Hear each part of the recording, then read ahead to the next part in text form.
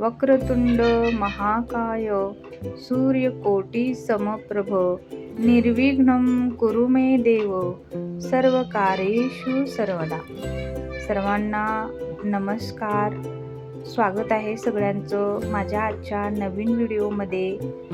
खूप खूप स्वागत आहे सर्वांचं। आणि आज आहे अंगारकी चतुर्थी, तीही मंगळवारची, आणि ही चतुर्थी खूप महत्त्वाची मानली जाते, खूप फलदायी असते।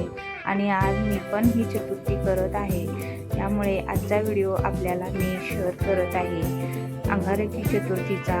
आणि माझी तयारी ऑलमोस्ट चालू झालेली आहे। आणि आमच्या इकडे चतुर्थीची पूजा संध्याकाळी करतात, सकाळीही करतात, पण संध्याकाळी चंद्रदर्शन असतं, त्यामुळे संध्याकाळी पूजा करणं ह्याला खूप महत्त्व आहे। आणि इकडे माझी देवपूजा सकाळीच झालेली होती, पण आणि इकडं मी सकाळची फुलं थोडीशी सुकलेली होते, त्यामुळे काढून घेतले, कारण उन्हाळा खूप आहे, त्यामुळे फुलं पण लवकर सुकतात। कितीही पाणी मारा किंवा फ्रीजमध्ये ठेवा तरी ती सुकत जात आहे। आणि त्यामुळे थोडीशी मी हे इकडे ताजी फुलं देवावर वाहिलेली आहे। कसा दिसतो माझा देवारा प्लीज नक्की कमेंट करा सर्वांनी। आणि इकडे पहा, आपल्या गणपती बाप्पासाठी मी छोटंसं इकडं आसन केलेलं आहे, आणि त्यावर एक स्वच्छ असा कपडा मी अंथरून घेतलेला आहे। आणि इकडे मी आता गणपती बाप्पाला पण घेतलेला आहे। आणि सर्वात अगोदर आपल्याला गणपती बाप्पांचं पंचामृतानं त्यांना स्नान घालायचं आहे, त्यामुळे इकडे पहा, मी इकडे सर्व काही पंचामृत मिक्स करून घेतलेलं आहे। आणि त्यांना आता मी छान स्नान घालत आहे। त्यांच्यासाठी मी मस्त अशी समोर पंचारती लावून ठेवलेली आहे 5 दिव्यांची। आणि धूप आणि उदबत्ती तर आपलं असतंच। मस्त असा सुगंध येत आहे आणि खूप छान वाटत आहे, प्रसन्न वाटत आहे।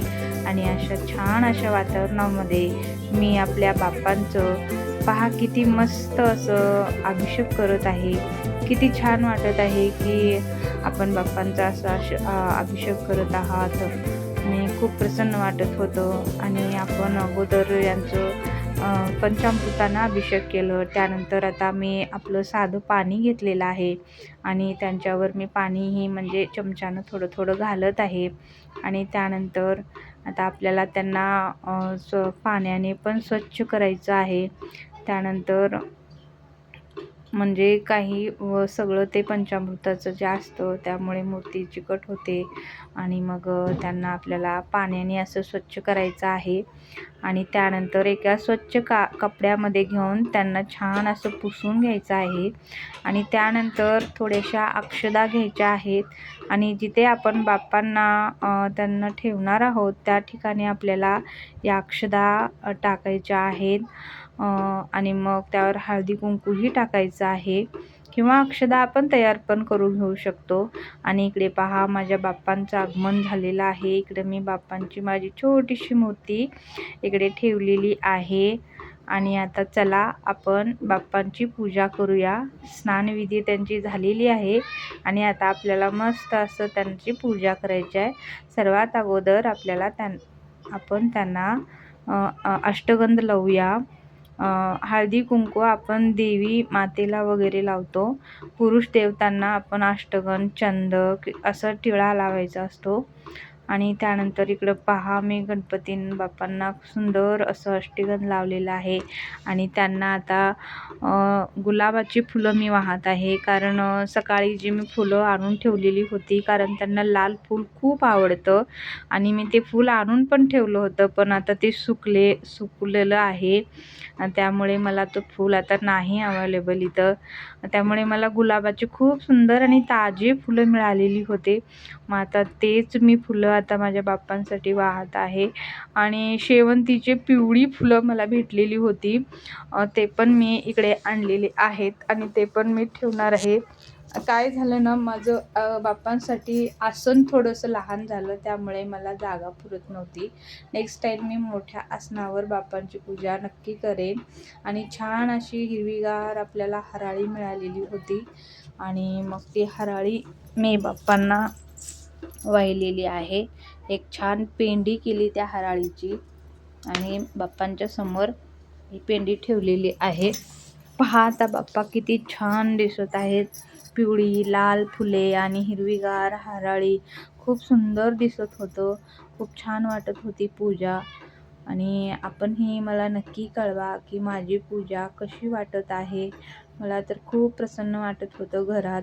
आणि मस्त असं आरतीनं आता आपल्याला बाप्पांना ओवाळून घ्यायचं आहे. आणि त्यांची जी कथा आहे ती कथा तुम्ही नक्की आपल्या घरामध्ये वाचा. आणि त्यानंतर मग आपल्या बाप्पांची आरती करायची आहे. मग बाहेर चंद्रदर्शन होतं. यावेळेसचं चंद्रदर्शन आपल्या इकडे म्हणजे आमच्या इकडे तर 10:35 होतं. आणि मग आणि मी थोडं अगोदर पूजा करायला चालू केलेली होती. म्हणजे संध्याकाळच्या 7 वाजल्यापासूनच माझी पूजा चालू झालेली होती. आणि आवरेपर्यंत तोच टाईम झालेला होता. आणि इकडे पहा आता मस्त अशी छोटीशी माझी पूजा तयार झालेली आहे. आणि त्यानंतर आता मस्त असं बाप्पांची आरती करूया. आणि मग कसं बाप्पांना आपल्याला प्रार्थना करायची आहे, खूप मनापासून प्रार्थना करायची आहे. कारण मंगळवारच्या चतुर्थीचं खूप महत्त्व असतं. या दिवशी व्रत करणं आणि चंद्रदर्शनानंतर हे व्रत सोडणं, त्याच्या अगोदर बाप्पांची अशी विधिवत पूजा करणं घरात खूप शुभ मानलं जातं. याचं फळ जे आहे ना आपल्याला लवकर मिळतं.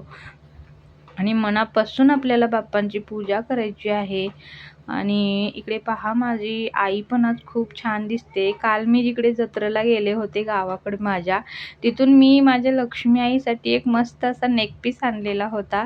आणि तो आजच्या दिवशी मला वाटला की घालावा म्हणून घातलेला आहे. आणि माझ्याकडे जे वस्त्र होते थोडीशी खराब झालेत म्हणून मी आता सध्या तर घालत नाही आहे. पण मी लवकरच माझ्या आईसाठी मी छान अशी वस्त्र घेऊन येणार आहेत आणि तुम्हाला मी नक्की शेअर करेन. आणि इकडे पहा माझी आता आरती चालू झालेली आहे. आणि मी पंचारतीनं माझ्या बाप्पांची आरती करून घेत आहे. आणि अशाच प्रकारे आरती करायची आहे. त्यांना हात जोडून प्रार्थना करायची की आमच्या घरामध्ये सुख समृद्धी असू द्या, सुख नांदू द्या, लक्ष्मी माता अखंड असू द्या, आमची संकट दूर करा, अशी प्रार्थना आपल्याला बाप्पांना करायची आहे. हा उन्हाचा जो कडाका आहे थोडासा कमी होऊ द्या, हा सर्व भ्रष्टाचार कमी होऊ द्या, देशामध्ये जे सगळेजण सुखासमाधानी नांदू द्या, असे आपल्याला बाप्पांना प्रार्थना करायची आहे. आणि मी माझ्यासाठी तर मागते, पण मी सगळ्यांसाठी सुद्धा मागतच असते. आपल्या घरासाठी, आपल्या मुलांसाठी, आपल्या सर्वांच्या आरोग्यासाठी आपल्याला बाप्पांना प्रार्थना करायची आहे. आणि बाप्पांना नैवेद्य पण दाखवायचा आहे. इकडे मी नैवेद्य पण दाखवलेलं आहे बाप्पांना. आणि पहा कशी सुंदर अशी पूजा झालेली आहे. आणि सर्वांना माझा व्हिडिओ आवडल्यास माझ्या चॅनलला नक्की लाईक शेअर करा. आणि व्हिडिओ बघितल्याबद्दल धन्यवाद. श्री स्वामी